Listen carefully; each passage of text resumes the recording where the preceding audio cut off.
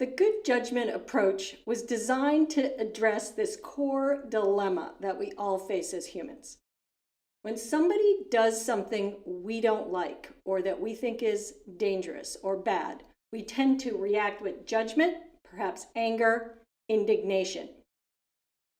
The problem is we then try to unleash that on the other person, perhaps in the hopes that they'll do better in the future. What we've learned, though, is that harsh approach rarely lands well. So what we do instead then is we try to cover all that over. Pretend we don't have a judgment, pretend we're not angry. Calm ourselves down in a good way and act nice. The problem with that approach is usually the fact that we do have a judgment and we are angry leaks. And people can tell something's hidden, something's not right. That's the hidden judgment approach. So good judgment tries to acknowledge that, hey, we are all going to judge. That happens. We're even going to feel angry. However, it also acknowledges relationships matter. How we address that other human in the conversation can really have an impact. And the good judgment approach tries to put those together. It acknowledges the judgment. It, however, softens it by realizing I don't have a corner on the truth. I might not be right. And this other person might have something important for me to learn if I approach them with respect and curiosity. And so putting that judgment plus the desire for relationship together is what we're going to do in the good judgment approach.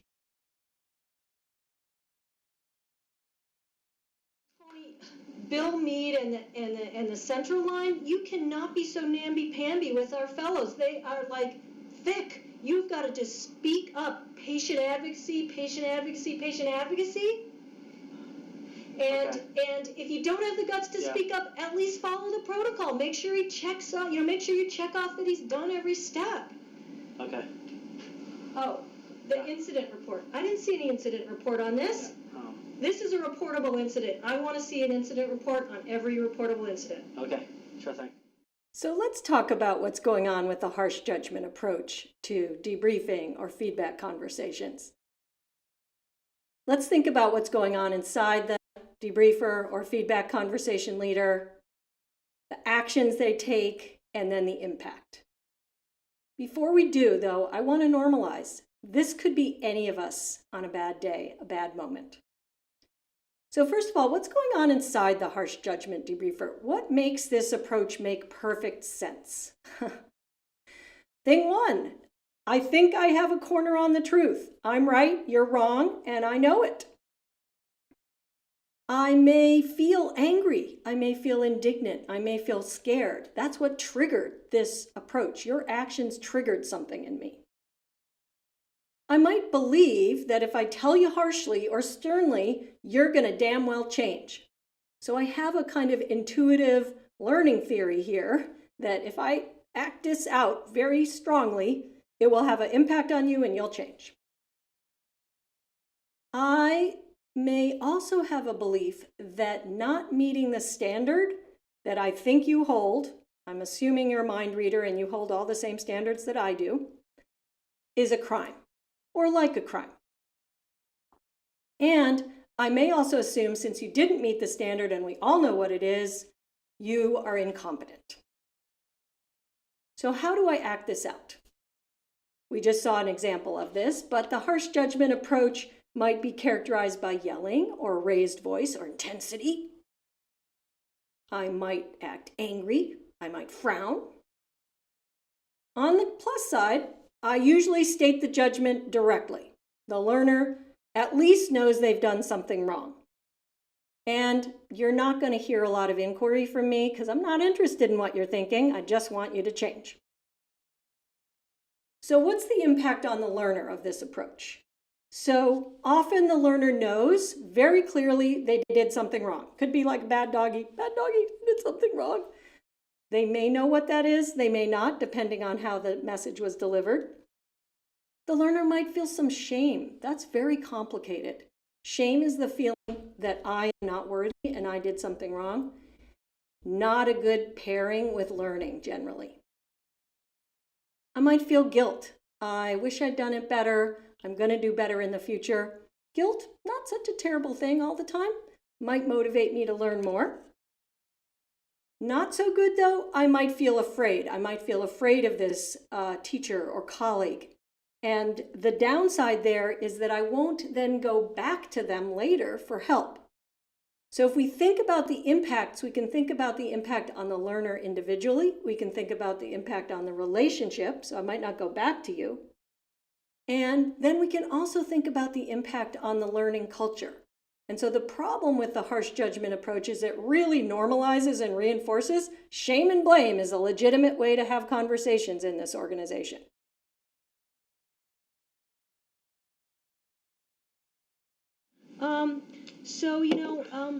Incident reporting, that's such a tough area. Mm-hmm. Do you have any concerns about that?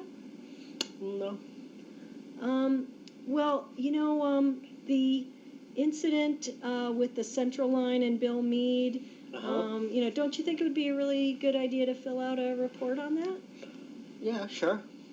In a perfect world, yeah. Okay, well, good. Listen, I think that's important, if we can really maintain patient safety if we fill out reports and stuff. Okay. Speaking of patient safety, the topic of speaking up, when somebody's not quite maintaining sterile technique, Mm-hmm. don't you think it's a good idea to be really direct? Yeah, definitely. I was direct with Dr. Meade. What's going on with the hidden judgment approach to debriefing or feedback conversations? What we used to call, or can also call, the fake non-judgmental approach.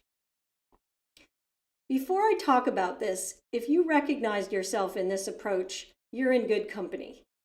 Of the roughly 10,000 healthcare educators and quality and safety people we've worked with over the last 15 years, fully half or more use this approach. It's benign Socratic questioning. It's what we were all socialized to do. Keeping your point of view a mystery while unilaterally trying to master the other person, that's super normal in our most learning cultures. So I'm going to talk again about what's going on inside the feedback conversation or debriefing conversation leader, what actions they're taking, and then the impact. So surprisingly, on the inside, it's exactly the same as the harsh judgment person.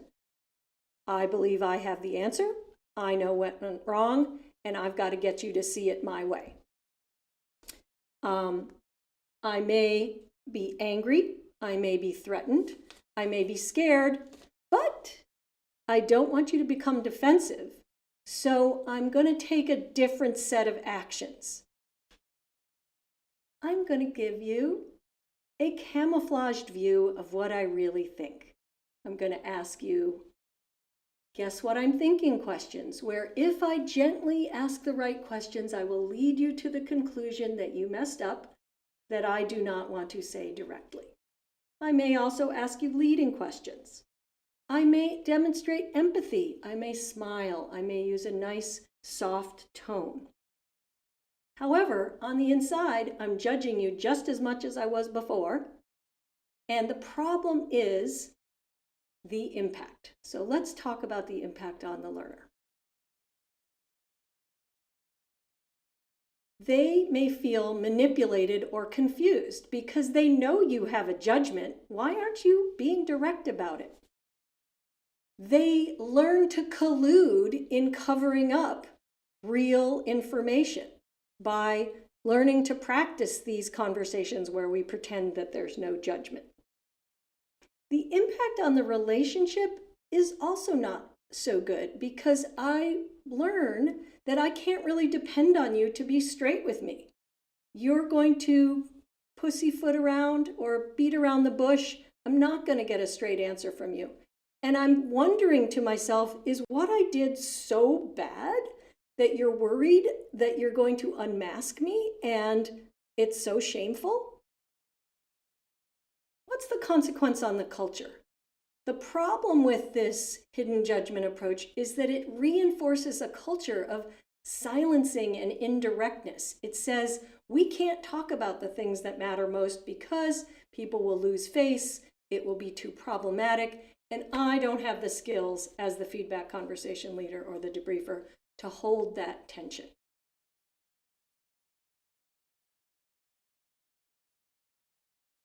Michael, I wanted to talk about the role of managing parent presence during procedures. I noticed that you turned your back on the mom right in the middle, and I was worried that that might have caused her anxiety to escalate a little bit. What was on your mind at the time? Yeah, so this was the second time that I've inserted an IO, and the mom's anxiety was really distracting, so I was just trying to get the procedure done. Oh, Michael, that makes so much sense. So what I hear you saying is the fact that mom was pretty anxious was distracting you from actually being able to do the procedure. Let's think about the good judgment approach to debriefing or feedback conversations. We'll think about what's going on inside the conversation leader, what actions are they taking, and what's the impact. So first of all, what's going on inside is quite different than what's going on inside the hidden judgment or the harsh judgment conversation leader, because they're starting from a fundamentally different stance, and that is, I have a take on what happened, so do you, and it's important that we bridge those thought worlds in this conversation. So unlike the harsh judgment approach or the hidden judgment approach, the conversation leader doesn't think, I have a corner on the truth, I know what went wrong, my job is to get you to see it my way and do it my way. I release all that. My underlying stance is I need to create a context for learning, and the way to do that is to model and be part of strong conversations. So it's I'm not only thinking about this immediate conversation right now, I'm thinking about the longer term impact of these debriefings or these feedback conversations on our ability to learn together in the future. So let's also talk about the fact that in the harsh judgment and the hidden judgment approaches, often we see the learner as having committed, I'm going to put it in air quotes, a crime. The mistake is not okay. It's a sign of bad character. It's a sign of something else. In the good judgment approach, we realize mistakes might be puzzles. They're like a portal into how did we train this person? How is this person thinking? So again, it just reduces our anger and our threat and our sense of indignation if we tend to think, hey, this person was trying to do their best, didn't work out, wonder why. So the last really important thing that's going on internally in the good judgment approach is if I did react, which most of us do. So if I'm thinking, what the F? I have somehow successfully flipped myself to a curious, respectful space where I'm like, WTF gets flipped to what's their frame? WTF. So I've successfully flipped myself from WTF to WTF. What does this look like on the outside? Well, one of the big differences is I'm both going to share my point of view, my judgment, and I'm going to inquire. So in the harsh judgment approach, I advocate, I state what I think, you messed up, but I don't ask any questions because I'm not interested in what you think. In the hidden judgment approach, I use a lot of inquiry because that's my main cloaking mechanism to hide my judgment. If I ask nice questions, they will come to the judgment I hold but don't want to say directly. So I generally only inquire.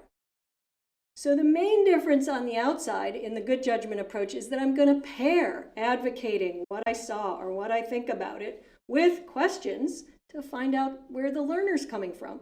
Because part of my belief system is we have to bridge those thought worlds to have good learning.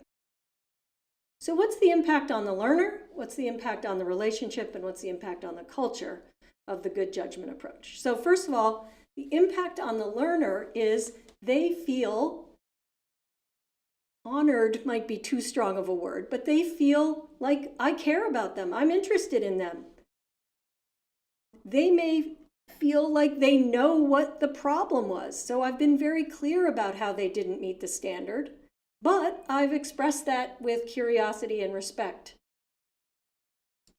The relationship may be strengthened because the learner can rely on me to be straight with them. I told them what I really thought, but they can also rely on me to be interested in their point of view because I ask them about it and I listen and I respond to that. And then lastly, and perhaps most importantly, one of the big reasons to move from harsh to hidden to good judgment is the culture that we start reinforcing in our organizations. Because if we can have conversations about the things that matter most, if I can rely on you to be direct but kind, what Kim Scott calls caring personally while challenging directly, what I call holding high standards and high regard, when I can rely on that to be part of our relationship, I can feel psychologically safe, and that gradually has each little conversation build to a culture that is a developmental learning culture.